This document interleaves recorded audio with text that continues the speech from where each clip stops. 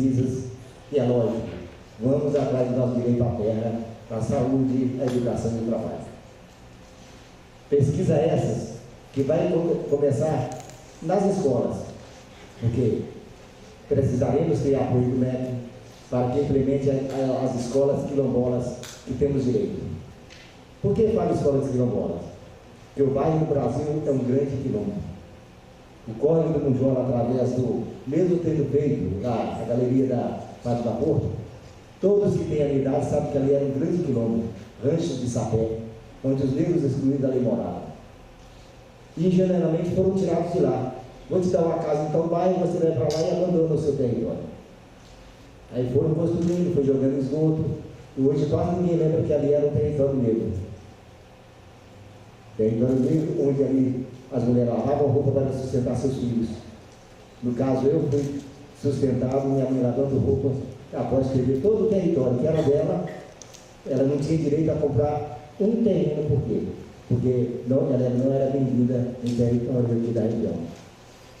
Por que ela não era bem-vinda? Porque ela era uma das 3 herdeiras das terras de José da Silva, o maior fazendeiro da região. Testamento esse que não foi valorizado por quê? Ela não tinha advogado para contestar quem invadiu suas terras. Mesmo ela tendo o documento legítimo da terra, ela foi expulsa das terras. Essa história não é contada nas escolas, mas com a pesquisa ela vai chegar ao conhecimento de todos. Nós não estamos brigando para todo o território de Patos, nem de Serra da Luta está possível. Nós estamos buscando preservar nossas riquezas culturais, os nossos muros de pedras, as casas de senzala onde os nossos ancestrais sofreram as injustiças da escravidão. Essa tem que ser contada e tem que ser mostrada para o mundo inteiro. Não digo só o Brasil, não, para o mundo inteiro, porque essa região foi o lugar onde teve a maior escravidão negra de Minas Gerais. Falar em escravidão negra, a gente quer dizer de cultura.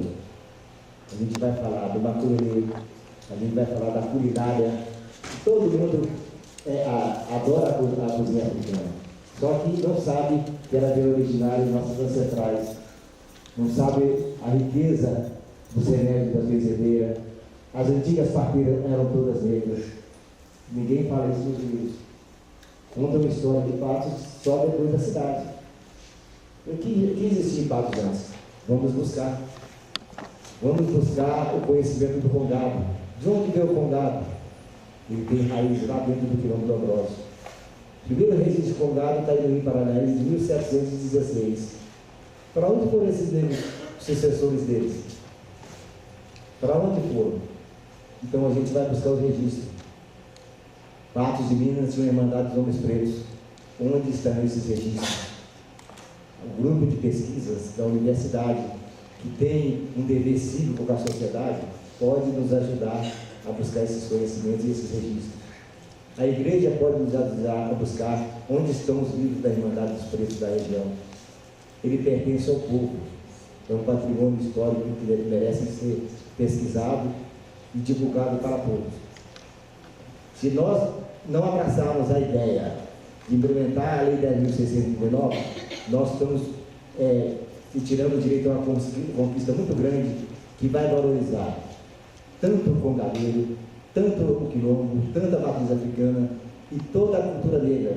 Ela vai ser revivida e contada nas escolas na sua dimensão histórica e do jeito que ela tem que ser contada, com seus valores, sem temer que seja seguido de intolerância religiosa, porque todos nós somos iguais perante a Deus. Não importa que a minha mãe era católica, meu pai era de Umbanda, meu avô era de Candomblé. Eu tive uma infância maravilhosa. Eu sempre cheguei em casa e minha mãe falava: meu filho, hoje nós vamos comer só arroz e chuchu. Não tinha comida mais gostosa. Quem não lembra de comer embia de abóbora? Eu comi isso em tradições africanas. Agora, eu vou negar que tem origem negra? Eu tenho primos da minha avó que não se consideram negros, não se acham descendentes de escravos. Eu tive o orgulho de ser descendente de escravo, responsável pela família desde pequeno, de contar a história de meus avós. Quando eu digo que na Vargem Grande havia parentes do meu pai, eu falo porque eu andei lá com ele. Quando eu falo que em Aragão tinha parente do meu pai, porque eu andei lá com eles. E do lado da minha mãe, eu conheço Serra Salitre, Serra Negra era berço dos meus avós. Não existe mais, que a família dos meus avós foram todos eliminados. E resistiram bravamente para não ser território, mas desapareceram. Não existe um parente do lado da minha mãe, do lado do avó. Mas nós existimos e essa história é escondida. Porque só lembram de Patrocínio depois da fundação da cidade. Só lembram de Serra Salitre depois da fundação da cidade. E lembram de Patos de Minas depois da fundação da cidade. E os negros que viviam nessas terras antes? Quem eram eles? Vamos buscar esse conhecimento, com a ajuda de todos, fazendo um teatro, fazendo demonstração das escolas, fazendo nossos trabalhos de resgate dos terreiros, porque havia uma força muito grande do Candomblé, da Umbanda e da própria Irmandade dos Homens Pretos, numa Irmandade só. Não havia separação. Essa separação, que é a matriz africana, o congado, o quilombo, a capoeira, tem que andar por caminhos diferentes, isso é uma história falsa. Nós temos que lembrar, porque a matriz africana é forte quando ela está com o quilombo. O quilombo é forte quando está com a capoeira. E estamos fortes com a culinária, que é o alimento que vai nos alimentar. Vamos todos juntar as mãos, vamos construir um grande seminário, onde a nossa proposta principal seria um centro de referência negra, que vai estar agregado todos os valores, caminhar para a proposta da valorização do negro na região. Eu creio que será um caminho difícil, mas contando com o apoio do Poder Municipal, Estadual e Federal, nós vamos chegar lá. Juntos para que, daqui a poucos anos, nós vamos olhar e falar, valeu a pena lutar. Nós temos a lei, mas a lei sem a nossa unidade, sem a nossa força, ela não vale nada. A gente tem que mostrar a cara. Somos todos descendentes de escravos que confiaram em nós para que sua luta não fosse em vão.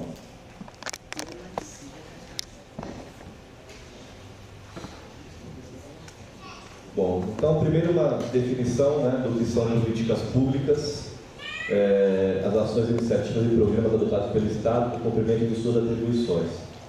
E o que são ações afirmativas, que nada mais são que as políticas públicas, só que voltada para a promoção da igualdade de oportunidades. E quando a gente fala de igualdade racial, a gente está falando da igualdade de oportunidades de direitos. Os direitos eles estão acessíveis àqueles que têm a oportunidade de acessá-los.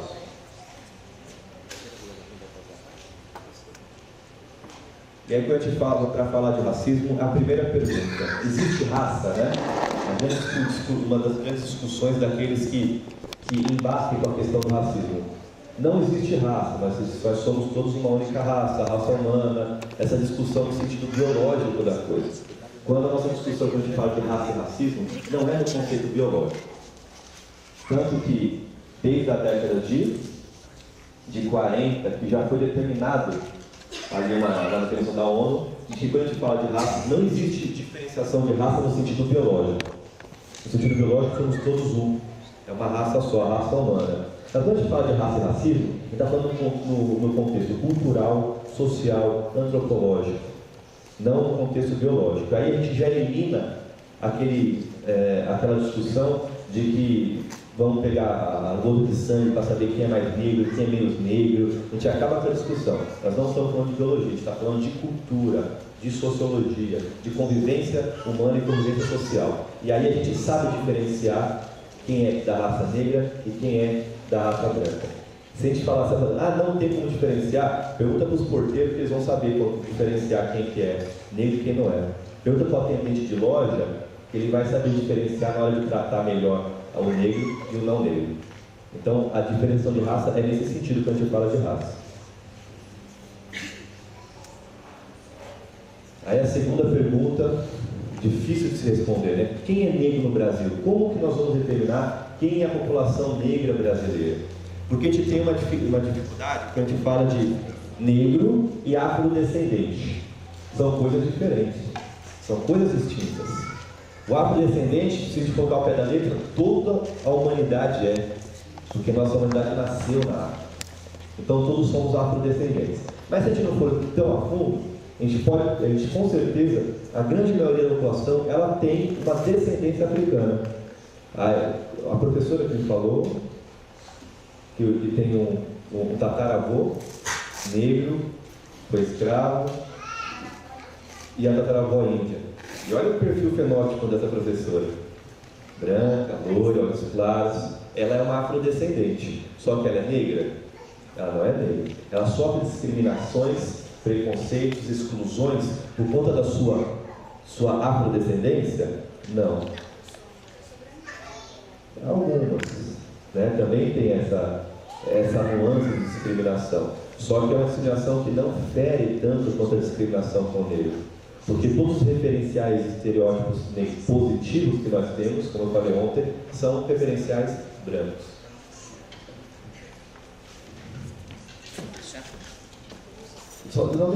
Desculpa, Luiz, deixa ela só para eu ver a definição. Aí o que é a definição de negro no Brasil? Segundo o Estatuto da Igualdade Racial, aprovado em 2010, e aí vale ressaltar que o FUAPRO, o grupo ao qual a gente faz parte, eu, o Luiz, Ricardo, Nino, Ventura também, nós fazemos parte da construção desse estatuto.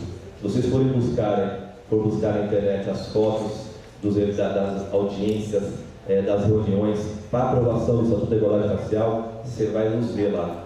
Quando vocês viram o atabaque lá no plenário do Senado, no dia que foi aprovado no Senado, fomos nós que levamos. Então a gente é muito feliz de ter participado da construção desse instrumento legal tão importante, onde o Estado assume que existe o racismo.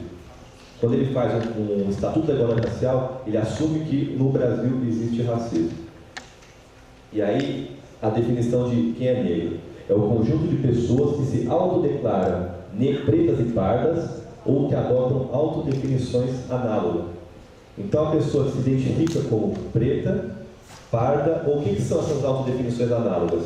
É o moreninho, é o marrom bombom, é o escurinho, é o café com leite, morena cor de jambo, cor de piche, até as denominações negativas, cor de burro quando foge. São várias as denominações, porque no IBGE, que a gente faz a pesquisa, você se autodeclara, né? E aí você coloca a cor que você quiser. O IBGE tem uma centena de cores diferentes. E aquelas que são correlacionadas à origem negra, junto com a população preta e parda, formam a população negra brasileira, que hoje, segundo o IBGE, é mais de 50% da população, dos que se autodeclaram negros. E a gente tem que lembrar que se hoje são autodeclarados mais de 50% da população como negra, a gente tem que lembrar daqueles que não se declaram como negros. A minha mãe, como eu falei, é tão branca e loira como a nossa colega, e meu pai é tão negro como o seu Ventura. Se eu poderia me identificar como branco, porque eu tenho uma descendência europeia extremamente latente. Se eu tivesse vergonha do que eu sou, eu ia falar que eu era branco, ou era pardo, mas não querendo me colocar na categoria como negro. Então tem muitas pessoas que se escondem da sua origem negra e não declaram como negro, e colocam branco. Então pode ser que esse percentual de população negra é muito maior.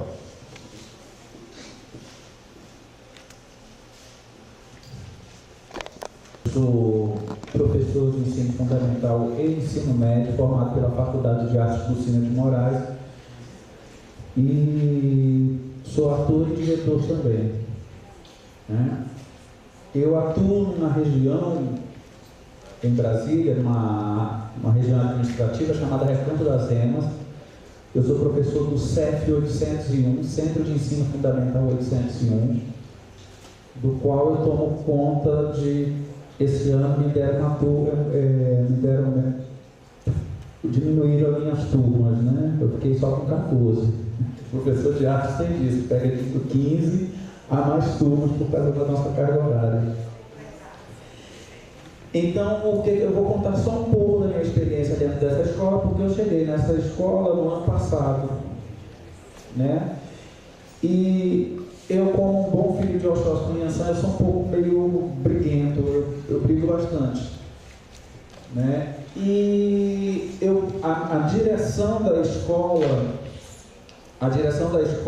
ela é totalmente aberta, totalmente a favor de inovações, de projetos. É uma equipe muito boa, é uma escola maravilhosa de se trabalhar. Eu não tenho que falar nada da escola, né? O grupo me acolheu muito bem, só que a gente começa a observar certos pontos que está acontecendo dentro do pedagógico da escola. Né? Então, o que eu pude observar durante um ano, por exemplo, as apresentações artísticas da escola eram todas apresentações, aí eu estou levando para o lado religioso, né? Eram apresentações gospel. Então, só tinha apresentações gospel. Os meninos só faziam apresentações gospel, música gospel, teatro. O teatro era um teatro voltado para a questão da evangelização. E eu comecei a discutir com a minha diretora na época, e eu falei, bom, se pode ter apresentações gospel, pode-se ter também apresentações de Umbanda, Candomblé, de feitiço Xanguei, do que for, porque o Estado é laico. Né? Aí ela falou, não, mas a gente nunca teve nada voltado para a cultura afro, porque ninguém nunca se interessou, nunca apareceu e coisa e tal. Eu falei, então, mas tem abertura? Ela falou, total abertura, Ricardo. Eu falei, então tá ok. Ela é evangélica e ela parou nas apresentações que tinham cunho religioso. E eu conversei com ela que nós iríamos montar um projeto, aí já foi para esse ano, mas não de cunho religioso, mas de cunho que vai trabalhar a questão do negro dentro da escola, porque a nossa escola, ao contrário da sua escola, professora, a nossa escola tem muitos negros e negras, lindos, só que eles não têm a identidade, né? Porque, embora eles sejam negros, entra a questão da religiosidade, porque praticamente 95% da escola são formados por pessoas evangélicas. E quando você vai falar no assunto do negro na escola, a primeira coisa que eles falam é coisa de macumba. É a primeira coisa, professor, eu dou sempre liberdade para os meus alunos perguntarem o que eles quiserem para mim. Aí eles falam, professor, qual é a sua religião? Eu falo, eu sou de candomblé. Você é macumbeiro? Eu falei, não sou macumbeiro, porque macumba é uma árvore. Aí eu explico, né? Macumba é uma árvore, coisa e tal, depois virou um instrumento, coisa e tal, nananana. Ah, eu falei, eu sou de candomblé. O que é candomblé? Aí começa a curiosidade.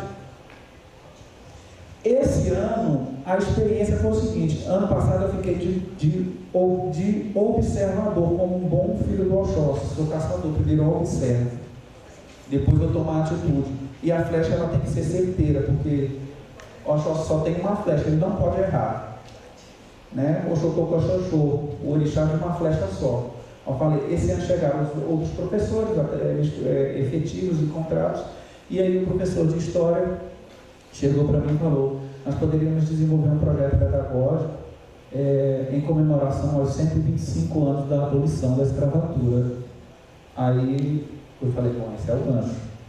Aí eu reuni um grupo de professores, embora eu não seja coordenador da escola, mas eu tomei a iniciativa de reunir professores que estavam a fim de trabalhar a temática, só que a temática foi trabalhada de uma outra forma. A abolição das 125 anos da abolição da escravatura, a abolição foi essa.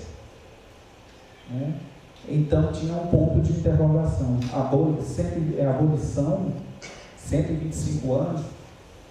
E aí nós começamos a montar as ações pedagógicas dentro da escola. Como é que seriam essas ações pedagógicas? Porque não dá para trabalhar apenas quando está se aproximando novembro. Né? Porque a gente lembra de fazer alguma coisa na Semana da Consciência Negra, está chegando. Aí, faz alguma coisa aí, é assim que acontece na escola. Traz um grupo de capoeira, apresenta ali e coisa e tal. Aí vai lá, faz um cartaz, leva um grupo de capoeira, aí apresenta, todo mundo bate palma, foi embora, acabou. Não. Isso tem que ser trabalhado diariamente. Inclusive, nas sextas-feiras, eu costumo me vestir de branco e ponho os meus colares e vou para a escola dar aula desse jeito. No primeiro dia foi um impacto, né? Que o menino falou, que roupa bacana, professor, coisa legal, onde o senhor comprou? Eu quero uma dessa, coisa e tal. Isso é de macumba. Eu falei, é de macumba, mas é bacana, é legal. E nós começamos a trabalhar para o dia 13 de maio, com 1 mês e 15 dias de antecedência, todos os dias de segunda a sexta. De que forma? Aí eu fiz a coordenação do projeto. Funcionava durante os intervalos, intervenções, todos os dias, de segunda a sexta, até chegar à culminância, que seria na semana de 13, né? 13 de maio. Todos os dias tinha uma intervenção no intervalo. Que intervenções eram essas? Eu acho que o que move o mundo não são as respostas, são as perguntas. Então, nós tínhamos, aí peguei a coordenação, aí tinha uma professora que ficou responsável por fazer essas intervenções junto com os alunos representantes de cada classe, que eles iam para informações, senhoras e senhores, eu gostaria muito mais agradecer, Sua Ventura, o convite para estar nesse momento, pelo menos rapidamente, podendo participar desse encontro de vocês. Eu tenho tido a oportunidade, em Brasília, no exercício do mandato como deputado federal, tive a oportunidade de discutir, ou de participar de fóruns, de eventos, ou mesmo nos debates em plenário, em comissões, daquilo que diz respeito a esse resgate das oportunidades igualitárias em relação à questão das políticas, principalmente de minorias e especialmente no caso de vocês, dos negros. Nós escutamos de tudo e ouvir pelo menos um trecho da palestra do professor já deu para perceber, como realmente é importante que esses debates sejam levados a toda a sociedade. Nós não temos uma sociedade como a americana, que inclui o ódio nas relações racistas, nas relações culturais, étnico-culturais dentro da sociedade americana. Não, existem dentro da sociedade americana, infelizmente, nós não temos no Brasil. Mas isso não quer dizer que nós não tenhamos distorções, injustiças a serem reparadas, injustiças históricas. E quando basta a gente ver, assistir ou acompanhar os números, que a verdade dos números ela é incontestável. O próprio professor se referiu a percentual de negros que ocupam cargos de lideranças ou mesmo cargos eletivos, como de deputados federais ou nas câmaras municipais. Quando nós vemos o percentual de negros que ingressam no ensino superior, é um percentual muito diferente daquilo que representa os negros dentro da sociedade brasileira. Quando nós assistimos um jogo da Copa das Confederações, mesmo que pela televisão, e quando a televisão mostra em flash a torcida brasileira, nós não vimos os negros nos estádios. Está certo que nós não vimos os brancos pobres nos estádios. Nós não vimos as pessoas que não tiveram condições de adquirir os ingressos, e mesmo que tivessem todos condições de adquirir os ingressos, os estádios naturalmente não caberiam. Mas numa amostragem de 50, 60, 70 mil pessoas, seria muito mais justo que nós pudéssemos ver aquilo que é o retrato da nossa sociedade. Então, de fato, existem reparações que precisam ser feitas. Isso é incontestável. Nós temos que evitar, e é esse talvez o trabalho um pouco entendido na Câmara. Todas as vezes que se discute um tema polêmico na Câmara e que sobrepõe o radicalismo de posições, nós chegamos na matéria discutida, a um resultado que talvez não seja o ideal. Mas raramente se vê isso na Câmara, e infelizmente as pessoas também não acompanham tão de perto o debate legislativo ou o real trabalho que se faz dentro do Congresso brasileiro. Aquilo que se mostra no plenário é apenas uma amostra do trabalho legislativo. Menos de 10% dos projetos de lei vão a plenário. O maior trabalho estão nas comissões. Então, muito dos bons deputados que existem, o trabalho deles não aparece na mídia, como não aparecem outras questões mazelas da sociedade que talvez não sejam de interesse tão grande a ponto de levar à venda dos jornais, ou então da mídia, o interesse da mídia. Então, eu acredito que esse debate, trazido pelas lideranças do movimento, colocados dentro do ambiente de diversidade, aproximando as pessoas e fazendo com que todos nós possamos conviver com essa diversidade, com essa diferença, cada vez mais irá propiciar, através dessas políticas públicas, que se tem que existir. Às vezes as pessoas da classe média, que sonham em ter o filho formando na universidade, se sentem ameaçadas pelo regime de cotas para as minorias raciais, étnicas, culturais. Porque dizem, eu já não podia pagar a faculdade, agora meu filho não vai conseguir entrar mais. Eu vejo pessoas incomodadas, e eu quero confessar para vocês, eu tenho os meus filhos gêmeos hoje com 23 anos. Quando eles estavam ainda aqui garotos, estudando no Colégio Marista, cerca de, não me lembro bem, mas ainda garotos, 12 anos atrás, mais ou menos, por aí, o Colégio Marista me enviou um questionário para minha casa, pai de aluno, como pai de aluno, pedindo para preencher qual que seria a cor da pele das pessoas lá de casa. E eu confesso que eu me senti agredido. Por que eu me senti agredido? Porque eu não sou capaz de dizer a cor da minha pele. Eu não consigo rotular a cor da minha pele. E para mim isso pouco importa. Agora, na pesquisa genética, 70% do meu sangue tem características genéticas da raça negra, como todo o povo brasileiro. Determinar exatamente quem é negro, quem é pardo, não é uma questão tão simples assim. Mas essas questões existem, agridem e precisam ser debatidas, porque de fato, desde que houve a suposta, ou então a mesmo que parcial, né, abolição daquilo que foi uma das maiores, das maiores atrocidades da humanidade, que foi a escravidão do negro, a escravidão do indígena, e que existe até hoje, infelizmente, em alguns outros, muito diferente, mas existe, né? Mas que, de lá para cá, os negros naquela época alforriados não tiveram as políticas necessárias para que desse a eles e aos seus filhos a sua redenção de fato, a sua inserção verdadeira na sociedade com as oportunidades iguais para todos. O resto é mérito, esforço pessoal, que eu acho que também precisamos chamar a atenção por isso. Todo pai que excede no mimo ao ser filho não o prepara para as adversidades. E quando uma política exageradamente protetora, ela pode causar àqueles protegidos também um mal ao longo do tempo, que eles ficam acostumados a não ter, talvez. Todo esse debate existe em todas as áreas. Centro catequético. Então, ninguém precisa ir em casa para almoçar. E aí eu vou só aproveitar minha fala aqui e agradecer, eu acho que tudo que já foi dito, né? Eu estou aqui mais para aprender, aprendi pra caramba nas palestras de ontem, com tudo que foi dito, né? E aprendi também agora nessas 2 semanas de convivência que a gente teve com o grupo, né?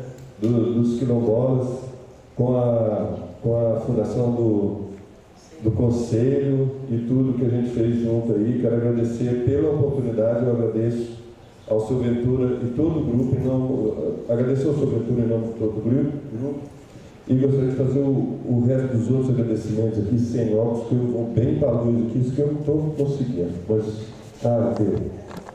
A Prefeitura Municipal, a Secretaria de Cultura e de Educação, né, aos funcionários do teatro, a TV Integração, a Folha Patense, ao PTC, a Super Rádio Patos, a NTV, a Copasa, ao deputado José Humberto Soares, que está aqui,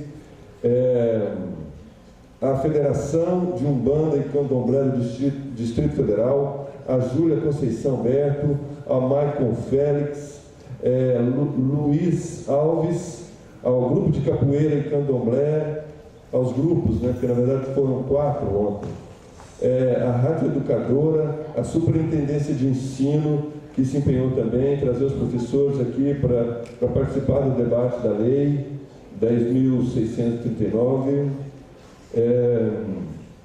A Diocese, que cedeu para a gente o centro catequético lá para a gente comer, fazer o almoço, e a todos que vieram, também muito obrigado a todos que vieram interessados, né? Vi muita gente aí do curso de História, alguns amigos que são interessados nessa diversidade cultural e nessas questões sociais também.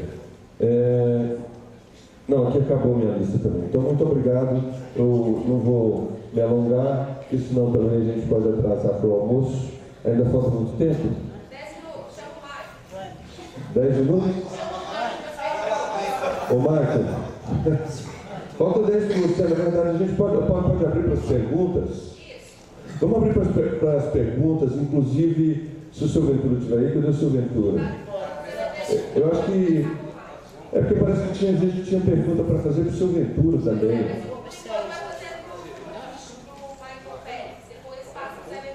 Tá bom, então está aqui Michael Félix. Foi encontrado aqui entre os bancos, às vezes pertence a alguém. Ah, então o Cabinho aqui também, ó. Foi encontrado aqui. Michael, vamos então. Pessoal que tiver perguntas, então, até... Utiliza com fio para o Michael e o sem fio para a plateia. Eu acho que dá para ficar... Eu acho que a acústica do teatro é boa também, se quiser usar. Acho que não precisa muito. Eu falo aqui embaixo.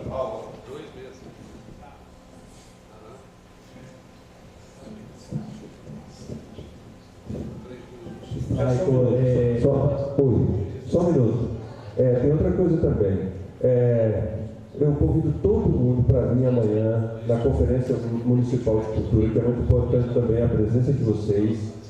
Todo mundo que puder vir. Vai começar às 7 da manhã, das 7 às 8 a gente vai fazer os credenciamentos. E essas pastinhas, quem não usou as pastinhas, a gente está com poucas pastinhas, tudo bem que não dá para amanhã. Aí quem não usou as pastinhas, se puder devolver também, eu gostaria que devolvesse. Obrigado. Michael, quero parabenizar pela fala, uma fala consciente. A gente percebe que não é apenas um discurso, é uma prática de vivência diária.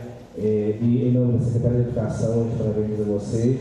E vamos entrar em contato para que possamos fazer um evento, um seminário acerca da cultura brasileira, mais sistematizada com os educadores. É um grande prazer estar aqui com vocês aqui, com o amigo aqui, o meu amigo Ventura. Gente, é muito importante essa nossa bola. Eu sou capitão do Congado da cidade de Rosário, Deus de criança e Deus de titio. A gente sabe que é muito importante, inclusive é muito importante se fosse inserido nas escolas também. Eu hoje sou voluntário lá na PAI, ensinei os meninos lá a Congado também.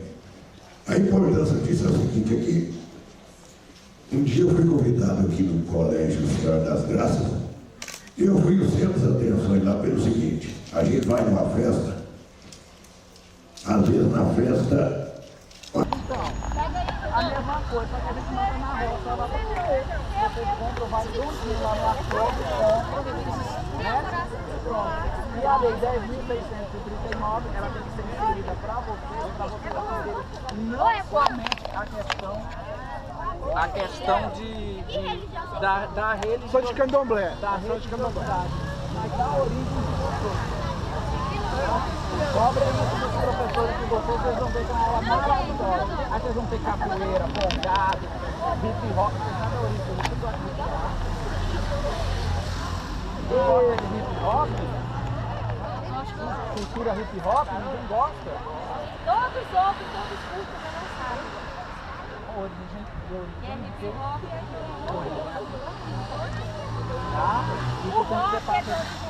O rock é de origem africana. rock é falou anti-rock, não sabia disso. E do jazz, que é de cultura africana, que veio o rock para o Brasil. Olha que legal. Se você não sabe a sua Você origem... viu a reação da amiguinha deles, ô Ricardo? Ela perguntou, vocês são de que religião? Eu falei, de candomblé. Ela, misericórdia, isso aí.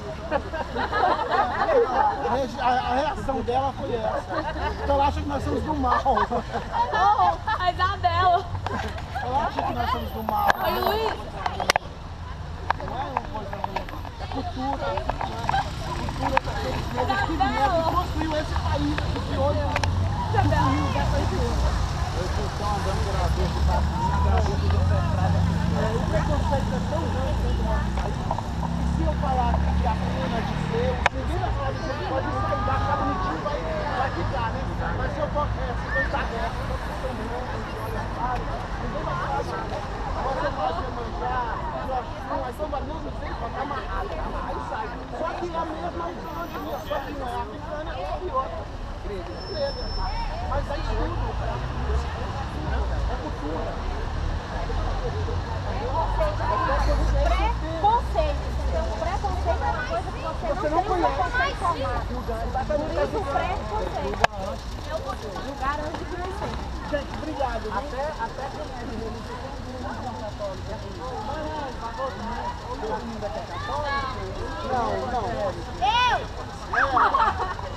Tá vendo? Mas tá à toa. Mas todos são cristãos.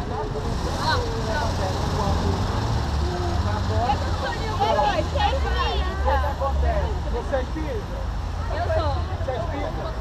Espírita. Aí, tá vendo? Nós somos todos irmãos, independente da religião. Aí eu pergunto pra vocês, se quem é católico vai me responder. Como é que é Jesus? É o hollywoodiano, né? Loiro dos olhos azuis, né? Aquele que fez lá em Hollywood o papel. É mentira, que ele andava pela África, ele nasceu lá, ele era pretinho, nariz verde na mão. Não, se ele for olhar pelo lado onde ele nasceu, era o que está com a dentiana, moreno, de olho escuro. Ele nasceu em Jerusalém? Não tinha como ele ser loirinho dos olhos azuis. Não tinha. Mas pra Jesus... Dentro para nossas categorias, que ali são filiadas à central sindical. Então, percebendo essa deficiência dentro da nova central sindical, foi criado esse ano, na nossa eleição, foi criada a Secretaria da Igualdade Racial da nova central sindical nacional, que foi criada agora semana retrasada, onde nós vamos trabalhar isso, porque temos a certeza que o primeiro trabalhador deste país foram os índios e os negros. Se nós somos uma central sindical para defender os trabalhadores, por que não defendemos essa pauta? Porque eu cobrei dos meus amigos lá, né, da diretoria, por que a central sindical não trabalha essa pauta? Por que os sindicatos não trabalham essa pauta? Por que isso? E assim, através dessa luta minha, nós abrindo a secretaria, agora em poucas semanas, já chegou denúncia para a gente lá, de uma trabalhadora no Distrito Federal, em uma determinada lavanderia, que nós não podemos citar nomes aqui agora, que ela, ao entrar no serviço, trabalhando 8 anos nessa mesma lavanderia, num determinado ano acima, ela precisou fazer uma obrigação na sua casa religiosa, onde ela precisava usar branco e contas. Então ela escolheu a conta e foi trabalhar todo de branco. O patrão, percebendo isso, não sabia que ela era de religião matriz africana, ficou sabendo naquele momento, onde ela não escondeu, ele nunca tinha perguntado, então ela nunca tinha falado. Como ele perguntou, ela falou. Ele levou um susto, mas por ser uma funcionária exemplar, ele não mandou embora, mas levou um susto. Só que teve um negócio. Até o momento que o sindicato foi lá e cobrou isso dele, ele adentrava dentro da lavanderia, com a Bíblia na mão, e falava assim, Maria, eu trouxe isso aqui. É o seguinte, nas horas vagas, eu marquei uns versículos aqui, eu queria que você lesse, para depois eu te perguntar se você entendeu alguma coisa sobre o versículo. E ele a obrigava, não carrascamente não, mas moralmente, falando assim, no final do dia, para ela ir embora, antes dele dar o dinheiro da passagem para ela ir embora, ele perguntava: e aí, o que você achou daquele versículo? Então ela era obrigada a ler, porque ela tinha que dar as explicações do versículo, ou seja, se ela pegasse e fechasse a Bíblia e não lesse, quando ele perguntava, ela não ia saber o que aconteceu ali, então ele sabia que ela estava lendo. E isso foi uma forma de tolerância religiosa que nós pegamos dentro do nosso sindicato e resolvemos, levamos para o Ministério Público. Estou aguardando uma ação do Ministério Público, mas já fiquei sabendo que ele não está fazendo mais, depois que o sindicato foi lá. É uma forma que os nossos trabalhadores, não só as nossas crianças, não só a gente, mas os nossos trabalhadores em qualquer tema, em qualquer eixo que nós tivermos aqui, aqui tem professores e tem outros trabalhadores de outra área, não é isso? Nós temos da educação, temos de outras áreas também. Em qualquer categoria, nós temos o preconceito religioso e racial. Dentro da lavanderia, uma pessoa branca ganha um salário, por exemplo, de R$500. A mesma função exercida por uma pessoa negra, ela ganha 480. Só para você ter uma ideia. A mesma função, ela faz as mesmas coisas, ou talvez até mais, mas por ser negra, ela ganha menos. E é sobre isso que nós estamos lutando. Nós estamos em 2013. Mudou tudo. O nosso país está mudando. A juventude está indo para a rua pedir explicação. Essa juventude que quer mudança precisa de vocês, precisa de mim.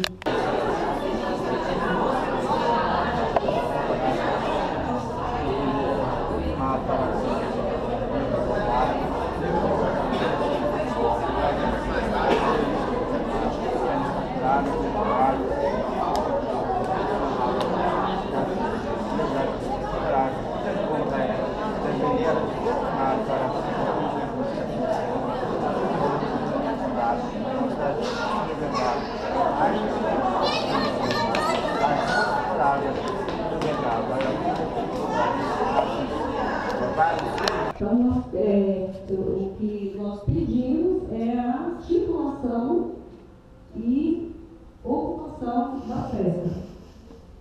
Tá? Sobre o projeto da criação do Centro de Memória, o que precisamos? Somente o Centro de Memória de referência como Visão Negro, é muito comum você chegar no museu e você olha o museu, você vê uma situação o dia todo, e você chega lá, você fala, olha, que saiu. Então, bolas existem. Quantas famílias que não bolam? Então, para que não bola, quando se fala em titulação de terra, titulação significa as terras e a quantidade de famílias que eles não terminaram esse trabalho. Então, nós não sabemos quantos quilombolas existem. E assim, de matriz africana também. Porque tem que saber quantos terreiros existem. Então, na Secretaria de Igualdade Racial, tem que ter um representante, uma pasta, uma vaga para representante quilombola, outro para matriz africana, e assim, para juventude negra, para criança, tem que ter tudo isso aí especificado. Criação de uma secretaria. A criação de uma secretaria que atenda tudo isso, porque em Brasília mesmo existiu, nós estamos lá numa luta danada, porque existe a Secretaria de Igualdade Racial.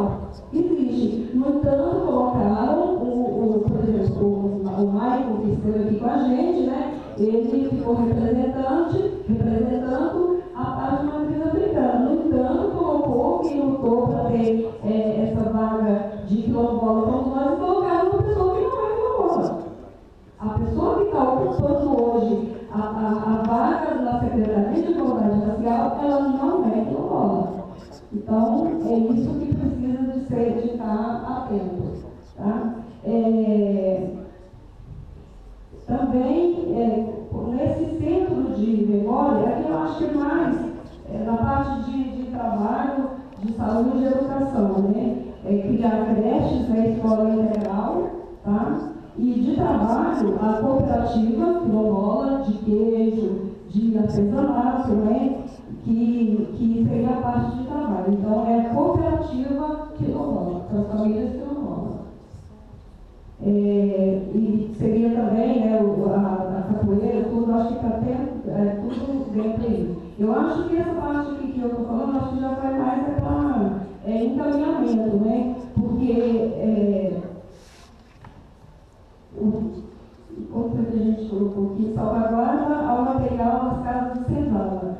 Porque nós tínhamos feito aqui um trabalho e depois que nós fizemos, nós sabemos uma novidade, né? Que nós estamos esperando para o órgão do governo, o IFAM, né? Para proteger esse material que existia nessas casas de senzala. Lá existia, nós temos fotos e tudo. Então lá tinha os grilhões, tinha as correntes, tinha os troncos e outros materiais. E infelizmente ninguém tomou providência e esse material não está lá mais. Nós não sabemos onde está, mas então nós temos que pedir para esse órgão que ele fiscalize, né? Ele procure saber para onde vai parar esse material, que é para a gente colocar nesse centro de memória, que pertence à família. Centro de memórias? Centro de memória. Mas está dentro do centro de referência, não? A criação do próprio centro de referência? Está tudo dentro do centro de referência. Dentro do mesmo centro de referência, mas seria só uma implementação. Exatamente, uma implementação. Cria um centro de referência, cria um centro de memória e aí vai ampliando. Então, Isso. vira um álbum. É um álbum só. Mais algum ponto? Não, é só isso. Então, porque depois a gente vai fazer o encaminhamento da carta de repúdio ao IFAM. Bom, como todos estão dizendo aqui, também é a proposta da gente, também aqui que a gente representa a matriz africana, realmente é a criação desse centro de referência de memória do negro, para que possa estar lá explicando, possa saber o que foi, o que se passou, o que foi feito, e também, como a Robertinha disse, um espaço com mata virgem, para a gente poder fazer os cursos aos orixás, festas para os orixás, sem que a gente seja perturbado. Porque, nem veio eles falaram ontem, tornaram a falar hoje de novo, a gente não pode, a gente não tem a liberdade de fazer um culto religioso numa praça. Porque se a gente falar de um culto religioso numa praça, vão falar, olha lá, olha o bonde de macumbeiro, estão fazendo feitiçaria, estão fazendo isso. E não é assim. A Umbanda em si, o Candomblé em si, é muito bonito. É uma riqueza muito pura que veio da África, que tem que ser conservada, não tem que ser tolerada. Entendeu? Então eu preciso também. Esse ponto eu concordo com todos vocês nessa referência, que é um ponto único, né? Creio que seja um ponto único de todos nós. E esse negócio da mata que a gente agora disse, para poder conservar mesmo, para estudar as festas, isso também. E junto com os centros de referência, eu queria também que fizesse meio que uma fábrica de cultura artesanal para poder fazer roupas antigas africanas, roupas da cultura negra mesmo, para a gente colocar as vendas, isso aí já pode entrar dentro da cooperativa. Isso, dentro da cooperativa, isso mesmo. E a gente também cria um núcleo de estudos e projetos voltados para a matriz africana, para todo mundo estudar, vamos supor, você chega para mim e pergunta, o que é o candomblé? Com esse núcleo de estudos, eu vou saber explicar o que é o candomblé, o que foi trago com o candomblé, de onde veio o candomblé, de qual região da África surgiu. Assim, eu vou poder saber explicar melhor com esse núcleo de estudos. Então, seria um centro de pesquisas voltados para as religiões ou para os grupos temáticos, né?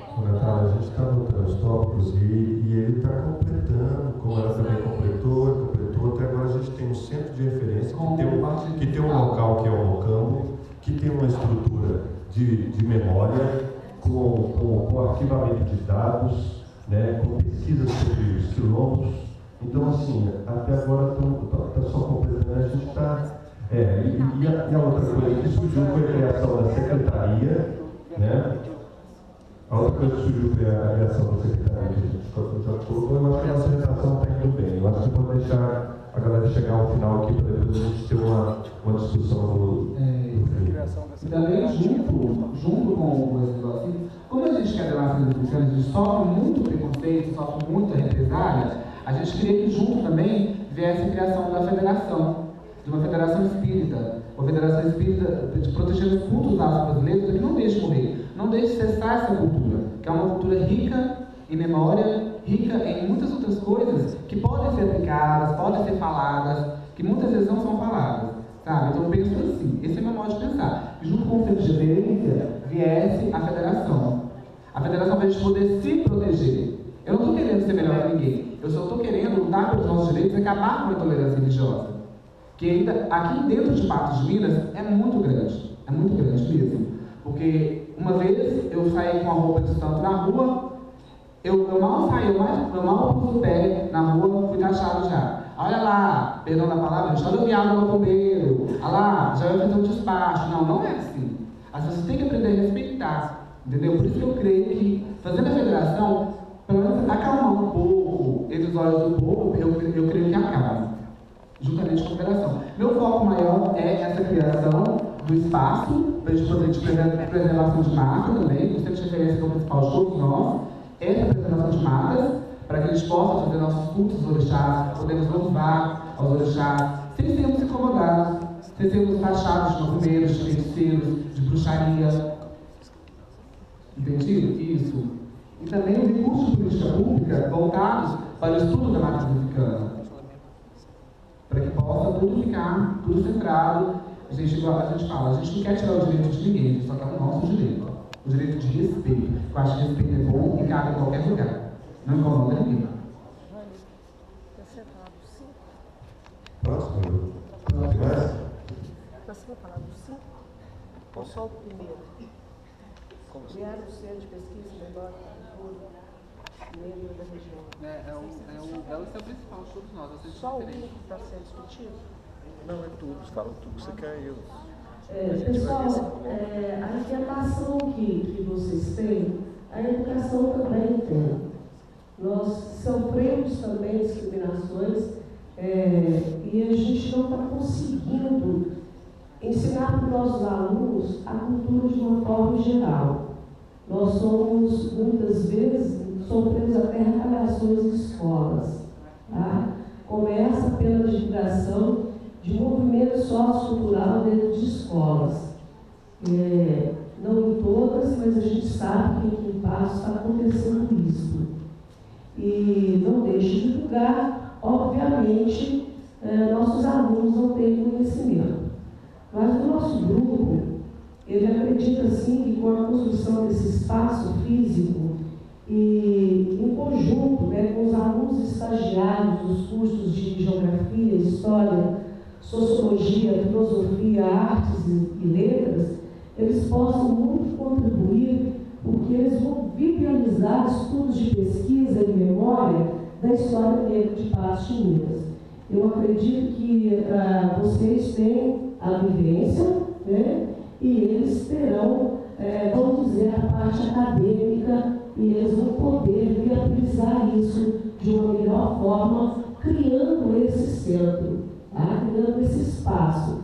Eu acredito que, buscando parcerias, como a divisão de memória e patrimônio de Patos, ela tem um acervo que não é muito grande, mas a gente encontra ainda algumas coisas. Temos doações, o pessoal tem algumas doações e que também podem contribuir com isso. Com relação aos projetos, elaborar projetos educacionais juntamente com a comunidade escolar, onde se possa resgatar documentos e objetos que pertenciam aos negros da região. A gente sabe que essa situação gera um pouco de polêmica, porque a gente tem apego às coisas que a gente gosta, mas que não seja montado um acervo, mas que a gente possa, pelo menos, digitalizar esses documentos para que seja toda a sociedade tenha conhecimento disso, logicamente, ser mostrado nesse espaço que será construído, que nós acabamos de falar. Com relação à terceira proposta, gestores e professores criar capacitação em políticas públicas, é onde que veio a nossa maior dificuldade. Eu coloquei a palavra, e o meu grupo até, você é bravo demais, mas é porque a lei já existe. Então, a gente tem que exigir, a palavra, junto à Superintendência Regional de Ensino, que se faça cumprir a Lei 10.639 de 2003, pois a grande dificuldade encontrada pelos professores se dá pela falta de um coordenador capacitado das escolas para a elaboração de projetos. Quando eu falo isso, gente, é porque a nossa carga horária é muito ampla. E a gente já está executando o projeto, elaborar o projeto toma um tempo maior. E existe um coordenador que, junto às secretarias, ao MEC, ao IFAM, seja lá onde for, ele possa viabilizar. Junto à Secretaria de Educação, a gente sabe que a Secretaria de Educação ela aprova projetos, sim, porém nós não temos essa pessoa dentro da escola que possa viabilizar esse projeto para que a gente possa ter a verba necessária para desenvolver esses projetos. Então a gente esbarra num monte de coisa. O quarto item que seria a implementação de secretarias voltadas à população negra, à proteção da população negra, a gente acredita se criar, junto à Secretaria de Educação, Esporte e Lazer, a gente precisa criar muito isso hoje. É só criar uma diretoria, né, voltada única e exclusivamente para essa questão da população negra. Porque nós temos, junto à Secretaria de Educação, Esporte e Lazer, uma que é voltada para a educação, uma que é para esporte, a outra que é para lazer, e não temos nenhuma voltada para a proteção da população negra. Ou seja, seria um custo muito pouco, tá? Não seria um custo muito grande, não. E a gente também não pode ficar sonhando com coisas muito altas, quando a gente já tem uma coisa próxima e que é só criar dentro do departamento de diretoria voltada muito exclusivamente para isso, né? Não vamos desgastar com energias que a gente sabe que não seria viável para o momento. Criar propostas para a melhoria da saúde, educação e trabalho.